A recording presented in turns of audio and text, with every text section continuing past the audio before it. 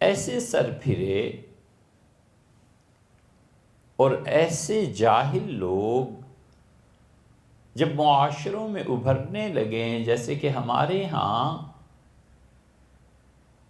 تو دو مصیبتیں بڑے بڑے دیندار لوگوں میں پیدا ہو جاتی ہیں، اور اپنے آپ کو ان دونوں مصیبتوں سے بچانا چاہیے۔ اپنی نسلوں پر نظر رکھنی چاہیے، اپنے گھر پہ نظر رکھنی چاہیے، اور اپنے بچوں کو بھی ان دو رویوں سے بالکل پوری طرح محفوظ رکھنا ضروری ہے۔ ایک رویہ پیدا ہوتا ہے جو ایک نفسیاتی بیماری ہے، اور وہ پیدا ہوتی ہے کہ فرد جس کو ذرا سی بھی دین کی ہوا لگ گئی، ہر وقت نفرت اور غصے میں بھرا رہے۔ 4 دن نماز پڑھ لی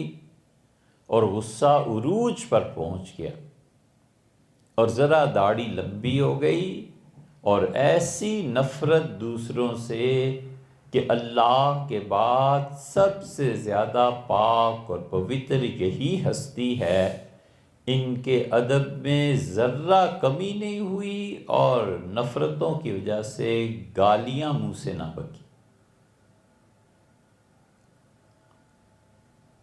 یہ رویے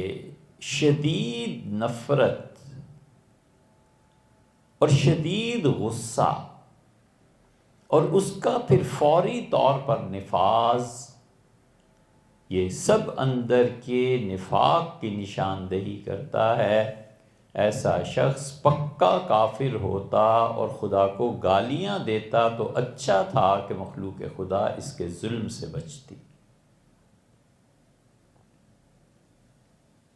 سارے جہان کو دعوت دے گا،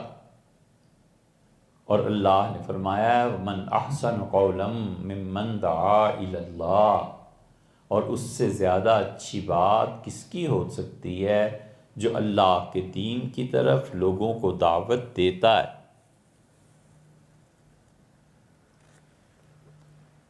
وَعَمِلَ صَالِحًا، اور خود بھی نیک عمل کرتا ہے۔ وَقَالَ إِنَّنِي مِنَ الْمُسْلِمِينَ، اور کہتا ہے فخر سے کہ میں مسلمان۔ فخر جب انکساری کے ساتھ پیدا ہوتا ہے تو اللہ کا قرب دلاتا ہے، اور فخر جب کبر کے ساتھ پیدا ہوتا ہے تو جہنم کو ڈیزرو کرتا ہے ایسا مرد اور ایسی عورت۔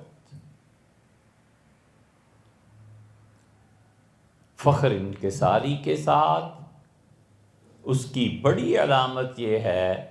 کہ جس چیز پہ فخر ہے، خدا کے دین پہ،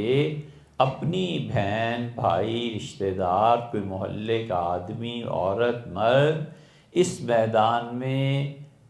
مجھ سے بڑھ جائے تو مجھے اور خوشی ہونی چاہیے کہ دیکھو بھئی ہم تو 5 نمازیں پڑھتے ہیں، یہ خاتون ایسی ہے جو ماشاءاللہ تہجد، اشراق اور چاشت بھی پڑھتی۔ یہ فخر ہے، اور اس کے ساتھ دوسروں کی برتری ہے، اپنی عاجزی ہے۔ یہ دینداری اللہ کے قریب کرتی، اور جس دینداری میں فخر ہو کہ ہم اسلام کے ٹھیکیدار، علمبردار، اسلام ہماری وجہ سے زندہ، اور کوئی اسلام میں ہم سے بہتر کریکٹر کا آدمی ہو، اسے دیکھ کے جلنا، یہ فخر نہیں ہے، یہ نفسیاتی بیماری ہے جس کا علاج دنیا میں کر لے تو اچھا ہے، نہ کرے تو جہنم خود ہی